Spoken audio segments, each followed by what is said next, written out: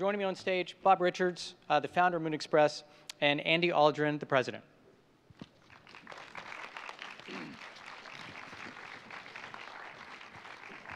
Hey, good to see you. Good to see you too. All right. Whichever one you want. All right, good to see you. Thanks for coming in. Great. Oh. Okay, so we're going to talk about creating the business of space. And you're going to hear about the iPhone of spacecrafts and the pickup truck of spacecrafts, which actually is the same thing, but I'm going to let these guys explain why that is. You're going to hear about the space mafia and why you should not fear them. And you're going to hear about our future as a multiplanetary species, because that's where we're headed. Oh, and we're also going to take you to the moon at some point, so just prepare yourselves. But first, I want to start with Bob. And I'm always into origin stories, because I think it's so interesting where people get their initial idea. Where does the impetus for this come from? So talk a little bit about your desire to start a private company trying to land a robot on the moon, the first private company to do so. So I think it started when I beamed down from the mothership when I was about 6 years old. I knew you were going to say Andy's that. laughing, yeah. But I don't remember a time that I wasn't infatuated with space and space travel. I think that's largely because I'm an orphan of Apollo. I grew up as a little boy watching Neil and Andy's dad on the moon. At the same time, I was watching Captain Kirk rocket through the universe on the Starship Enterprise at the same time that I was watching 2001: A Space Odyssey, and Arthur C. Clarke blowing a whole generation's minds about what might be possible if we met an intelligence so much vaster than our own. And it was, so to me, that was the future. And it was a future that I think was promised to a whole generation of people. But getting into college and university, it wasn't just, where's my flying cars? Where's my wheel in space? Right. Where's my moon colony? Where's the Mars outpost? It wasn't happening. So there's a generation of people now where we see a lot of the emergence of the commercial space industry. These are the orphans of Apollo. These are the ones that are really creating that future that they so believed and wanted to happen. And with the convergence of exponential technologies and the ability for people with concentrated capital to make amazing things happen that used to be done only by superpowers. This is where you have the emergence of companies like Moon Express and SpaceX and these other amazing new startups that are able to take on challenges with small groups of people that only superpowers could do before. Right. Yeah, that transformation right there, I think, is fascinating, that it's these smaller players actually able to play at that level. I think it's really powerful. I want to understand more about how that happens, but help us understand how you lay more of the foundation for this through, you were conducting conferences, trying to pull together kind of community of people who had the same dream. Right, and I think, Andy and I now working together on this, we've known each other almost 30 years, I guess. Longer than I want to admit. Longer than we want to admit, Andy says. And so we were, we knew each other in college and come from the same, cut from the same cloth of the space generation. It really was, think of the 80s, and how do we bring together the people that are of that generation, that were our orphans of Apollo, and get them to unify and actually start to work together.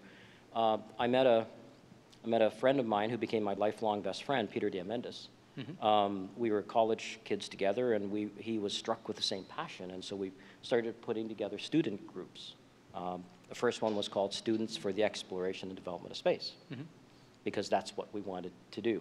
And that led to a number of things, but it really was an effort to build institutions and organizations and then companies that would attract the people around the world to this beacon. And we created something called the International Space University in the late 80s, which Andy, he'll tell you, I'm proud graduated from and now is a faculty member. Okay. And this is where the idea of the space mafia came from. And Forbes did an article by looking at what's actually happening to the graduates from the International Space University. Right. And found out that they were actually taking up leadership positions in industry and academia and government that together could actually make things happen on a global basis. And with the introduction of the social technology that allows us to work together, that's how the transformation is happening. So was there this time between, government-driven space program and this commercial sector taking over, was there this kind of lull where there was a real concern that, as you said, this whole generation who grew up, aspiring to get into it and be a part of it and reach its potential, that they were going to go off and take their brains and their talents into other industries? I guess there's kind of a dark ages of space to me that we've now. Really, we're in the midst of that transition right now. Okay, still. All right.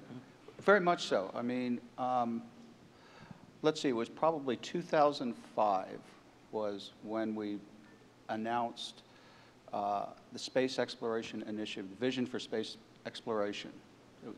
Bush announced it was a huge deal, and we were going to go back to the moon, all for the tidy sum of about $170 billion. Yes, I think that was 2003, wow. 2005-ish. Since that time, we haven't gotten very much closer to the moon, if you hadn't noticed. Right. At that time, I was actually at Boeing running business development for the part of Boeing that worked for NASA, and so when all of this came out, this is wonderful. We're going back to the moon, $170 billion. We ought to be able to do it for that. We didn't, right? And if we get back there, it'll probably be another 10 years. So that was kind of, in a lot of ways, for a lot of people, the kind of, it wasn't a moment of crisis, but I think the sense that it's not working very well. And over the last 5 years, NASA has done some things that have been pretty creative, with contracting with commercial companies to deliver cargo to the space station, now to deliver crew to the space station. And so we're starting to see this transition of a business model that's dominated by government procurement, government design, government fabrication in some cases, to one in which most of these things are done on the commercial side, but the government's still a customer. Right. For a lot of it. And we're just getting there right now. And so I think this transition is going to go on for another few years. And this was you touched on it, but I want to hear a little bit more about it. You made that transition. I mean, it was a big deal for you to leave that job working on the government program and in effect saying, I don't believe this is going to happen this way. I'm placing my bet over here with these startups. It's nice to be on the right side of evolution, right? I mean, some of my friends have joked with me that I've not so much changed jobs or even careers, but I've changed life forms, that I've gone from being, a dinosaur of the aerospace industry to a small furry mammal of the new space community. And some of that's true, a little bit, although we're getting less and less furry these days. But it happens. There really is a fundamentally different sort of ecology of the new space industry. If we think about what happened to the aviation industry, back in the early 1900s, private aviation was just at its earliest stages until somebody named Charles Lindbergh proved the impossible and flew from New York to Paris in a single-engine plane. The transformation of the redefinition of what is possible created a complete transformation in the aviation industry.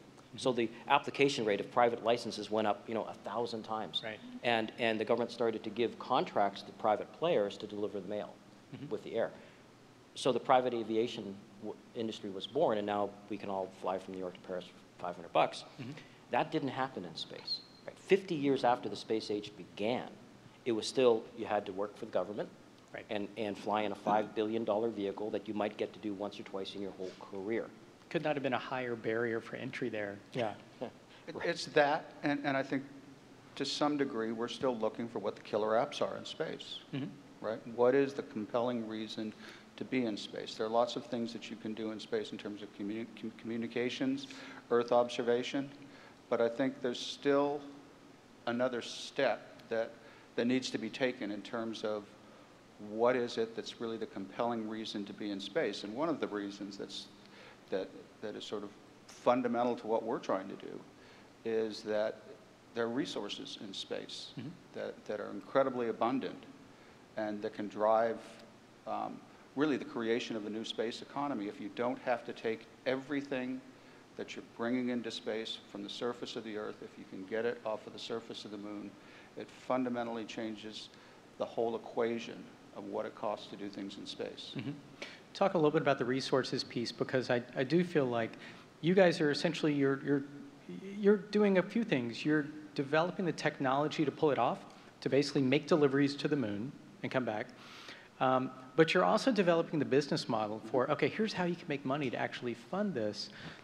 Resources, do you see that as like, that's the first phase, that's kind of the low-hanging fruit that we know we can go after? And what are those resources that you're referring to? Well, so the most obvious resource is water, and not drinking water, but the components of water, hydrogen and oxygen, are the components of rocket fuel. And you need rocket fuel to get around in space. It's very expensive to get it off of the surface of the Earth. It's very cheap to get it off of the surface of the moon. And just as an example, to go to Mars with any kind of substantial presence takes about 1 million pounds of propellant. Okay, you take getting 1 million pounds of propellant off of the surface of the Earth. I don't care what launch vehicle you're using, takes a lot of launches. Right. It costs a lot of money. If you can get it off of the surface of the moon, it fundamentally changes the ability of humans to explore space. And Andy's right here. So if you think of the moon as the 8th continent, which we do. Yeah, you guys refer to it that way, right? Yeah. So the, you know, if we were, look around our planetary archipelago and think about where we're going to go first. If you think of space as an ocean, what we're looking at is the first island next to us. And everything that enriched the Earth when the Earth was born, that gives us our technological civilization today, all the platinum group metals, all the gold and silver, and everything that we depend on, actually came from space through early bombardment from asteroids. We have to dig for that stuff here on Earth, dig pretty deep. We've got a lot of it, but some of it's hard to get, and there's lots of politics around it. Well, if you look at the moon, you see those craters? Every one of those craters is an asteroid hit or a comet hit, depositing trillions of dollars of resources, platinum group metals, and so forth. But the moon, because it's a smaller body, had cooled much faster than the Earth. So rather than sinking in a molten body, it kind of, these asteroids would shatter or vaporize. And kind of, the moon has been aggregating trillions and trillions of dollars of valuable resources on the surface of the moon, which, as Andy has pointed out, becomes more accessible. Yeah. But as Andy pointed out, becomes economical because there's water on the moon. And who knew? When your dad was jumping around on the moon, we didn't think, hopping around, I guess, would be the better. Don't go there. Don't go there, sorry. That was all really embarrassing. You were 9 years old at the time. Dad's going to fall down again on the moon. Let's stop right there. You were embarrassed your dad was jumping on the moon? Okay, so, what? all right. Well, so you got to understand, I'm what, 11 years old at the time, and where I grew up, everybody's dad was an astronaut, right? So it really... It was that kind of neighborhood. Right, it was. So my dad is literally hopping around on the moon, and there's this cable, and I'm sure he's going to trip on the cable, and he's going to fall down. He's going to be on his back like a bug, you know? How embarrassing could that be for an 11-year-old kid, right? I mean, because it wasn't so much a big deal to me, believe it or not, that he was on the moon. I mean, I kind of understood it. I get it. The Apollo program was all about you. I get it. It was all about that protecting my ego, right? But it comes down to like, no, it comes down to like a boy's perspective on that venture. Yeah. And I don't know if that's a good thing or a bad thing, but it's just the way I grew up. It's real. That's really funny. I mean, your dad got on the top of a really big rocket and went away for a week, right? That's all I know, yeah. Can't say anything else. That's right. All right, first off, I want to show this video that we have and have you guys kind of narrate, because this shows some of the technology, what's involved with actually reaching the moon. This is the first one I think shows a couple of the trajectories that you take. Tell us just, while we're waiting for it, tell us about some of the technical challenges you guys have to overcome to get your rover to the surface of the moon to do what it needs to do. I'm going to let Andy take most of this, but the moon is really far away. Right? That's a problem. Okay. It's really far. 250,000, where are we? We're in the U.S., 250,000 miles away, basically. So if we took the circumference of the Earth 10 times, that's where it is. Okay. Andy, how are we going to do this? By the way, it's we're seeing the video now. See the video. Well, so this video is actually just, this is taking us out of Earth orbit. Oh no, we're in lunar orbit, okay. This is actually taking us into the final approach to our landing site. So getting back to the technical challenges, one of the fundamental things that we do that's different is we fly as a secondary payload. So the launch vehicle carries the main spacecraft, releases it, and then we... Is there a target on the moon like that? No, not that I'm aware of. It's going to be branded if there is. I see where we're headed, yeah. So One of the key things that we do is the packaging. We actually make a very compact spacecraft that's capable of carrying about 500 kilograms of propellant. It's really all about the amount of propellant that it takes to get you from the Earth to the Moon. Okay. And so that packaging is very unique, but it also creates some interesting technical challenges that you can't really see, because it's the propellant tank is actually like a donut. It's called a toroid. And so it carries the fuel very efficiently. But it also creates some guidance and stability challenges. But to be honest with you, that's not a huge deal. We're not really doing anything that's completely new. The Soviet Union flew toroidal tanks for decades. What we're doing is really taking a lot of off-the-shelf technology, in some cases that's not being used for space, and applying well-understood technology, good testing, good modeling, to do incredible things. I'll give you an example. The avionics suite that we use is about 80% lighter weight, probably 90% more compact, and orders of magnitude cheaper than what you would typically use in a spacecraft.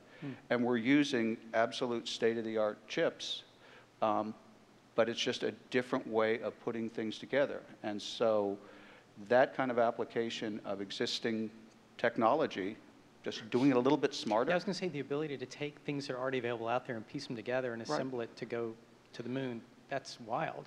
I want to hear about the MX-1. This is your rover that you guys call I have two descriptions. One is it's the iPhone of spacecraft. I get it. And the next one is it's the pickup truck of spacecraft, which totally throws me off. So how is it? I'm guilty how is it both? for the iPhone, and you're guilty for the pickup truck. I spent too much time in Texas. Everything looks like a pickup truck, right? So, as I said, it's a relatively small spacecraft, about 600 kilograms, very high propellant mass fraction. So it can actually, in addition to flying all the way to the Moon and landing on the Moon, can move spacecraft around and deliver spacecraft. So one of the things... Satellites. Yes. Yeah. One of the things that we're looking at is the idea of actually repositioning communication satellites. So a typical communication satellite is out there, and it has a useful life of about 10 years. At the end of its useful life, they have to take about the last 6 months of propellant and move out into a disposal orbit. The junkyard of space. It is sort of a junkyard. Yeah. That 6 months of useful propellant life represents about $50 million, in some cases, of potential revenue. So if we can allow that spacecraft to use the last of its propellant, we move them out, we just gave them $50 million revenue. Right. Single flight, we can probably do that 3 or 4 times.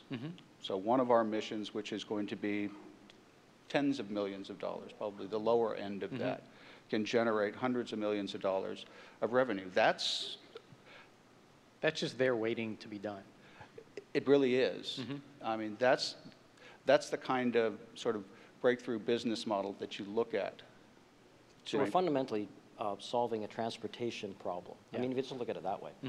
And what's different? Well, technology allows us to create something that's very small, that's a hot rod in space, and that's very versatile and scalable. So when I say it's the iPhone of space, it's really a platform looking for applications. Right. We have a few applications that we think that are really great on-ramps to a much larger business involving resources, but the on-ramps to that great business have at its roots the versatility of the spacecraft to do other stuff in space. So other people have looked at the idea of moving things around, but typically they've got large spacecraft that are flying as the primary payload. Primary payload pays something in the range of $100 million for a launch. We're looking at something under $10 million for a launch, and that's the fundamental economics that enable this business model.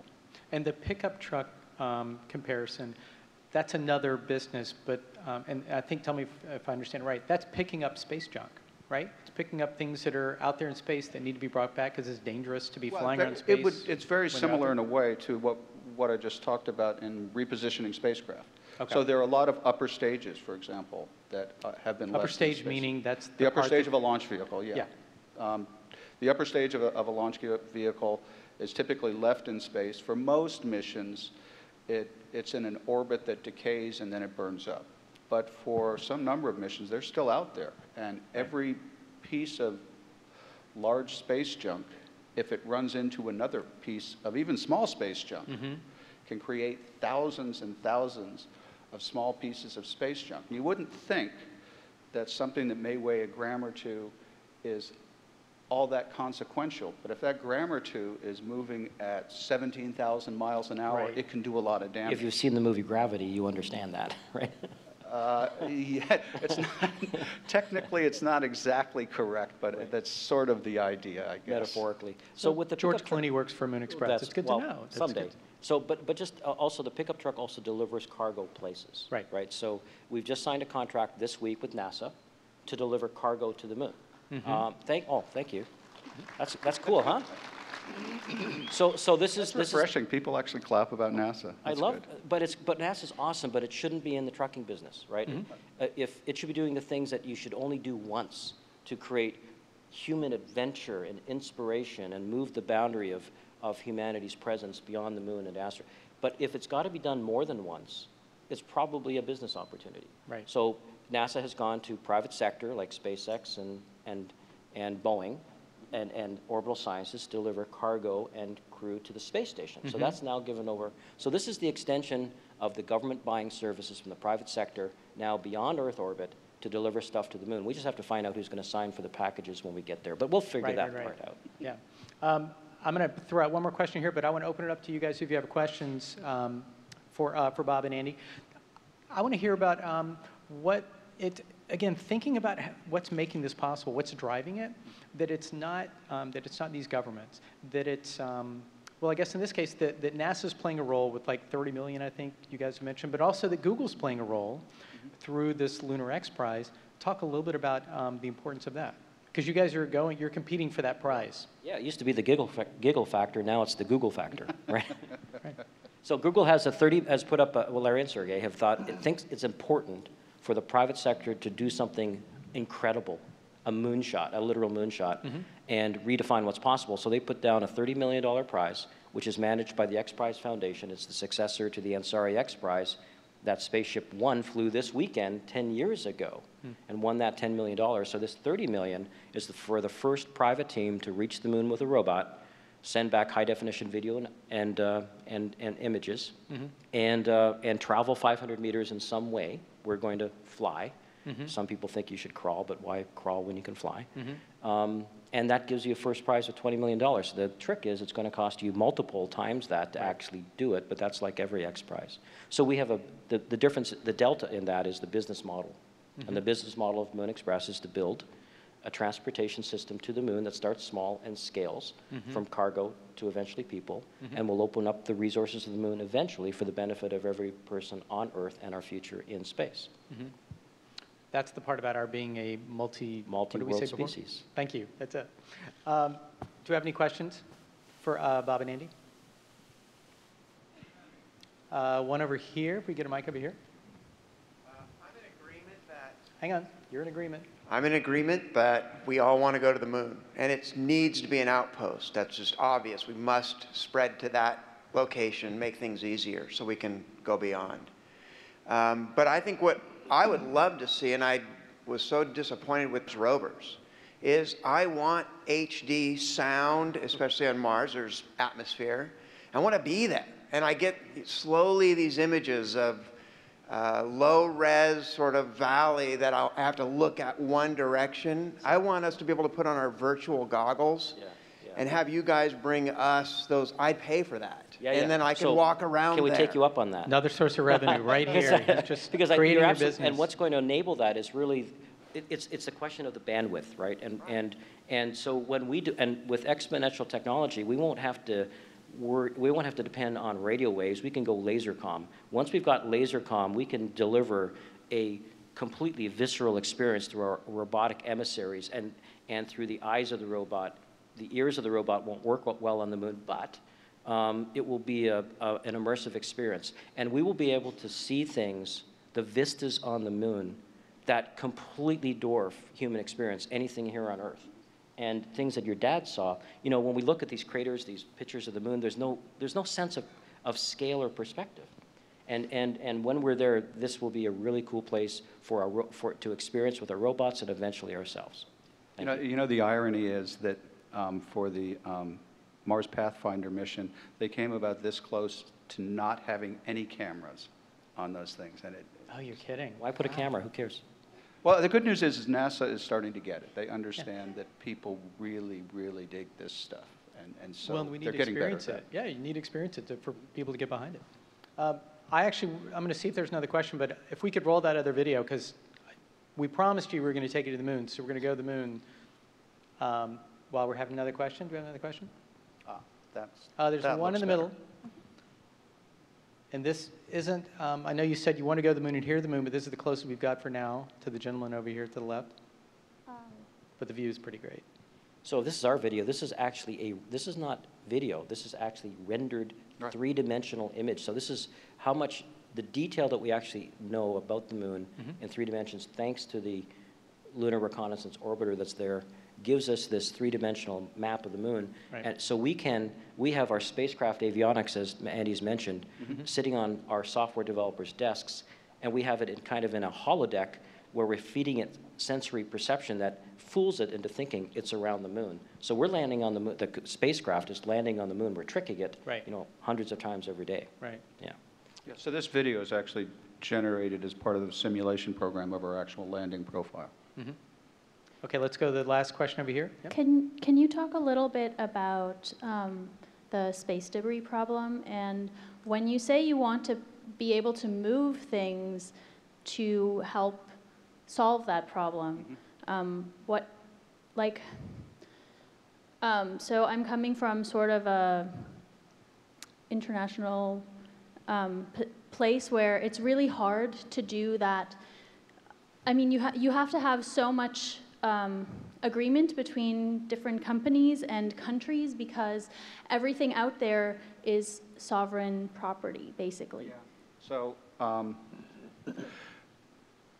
that particular market area is a little bit challenging for the reasons that you mentioned, but there is no really clear legal regime in place right now that requires countries to remove their orbital debris. That's probably going to happen, so let me describe kind of what the problem is. Right now we're getting very close to reaching critical mass of debris in some specific bands of low Earth orbit. And what will happen with it, some people believe if we have only a couple more incidents where where you have a collision of 2 spacecraft that results, as I mentioned before, in thousands of pieces of debris, that you could, once you start to get a chain reaction of more and more debris impacting more and more objects, it could almost render certain parts of low Earth orbit unusable. And so I think we're getting to the point where there's going to have to be some regime. But until you have that regime, it's a little bit unclear in that particular case. There's clearly social utility, but if we go remove someone's upper stage, it's not too clear who's going to pay us for it. So I have to say it's a wonderful area, a wonderful market, but it still needs, I think, a legal framework to turn it into something where market forces can really work. Repositioning satellites is something that's much more specific, where you clearly got someone who is going to pay you because you're generating real revenue for communications satellite operators in that case. So as we have to improve as good stewards of our home planet, so do we need to become more mature as a spacefaring species, right? We're junking up space, let alone the planet right now. So as you mentioned, space is an international realm. You can't go to space without potentially impacting your neighbors. The thing that I love about that for the corollary is that by going into space, we're going into space as a species. We have to work these things out. And so as we go to the moon, where there's also only one real document signed internationally that governs the behavior of states on the moon and other celestial bodies, called the Outer Space Treaty, signed during the Cold War era, which is really to prevent weapons of mass destruction and nations appropriating. There's one document governing that? That's one document. I want to see right? that. That's so fascinating. So it's up to we who can now get there, or will be able to get there very soon. The onus on us to be responsible and do things ethically and set the right case precedents for responsible behavior on the moon and other places. Kind of pretty awesome.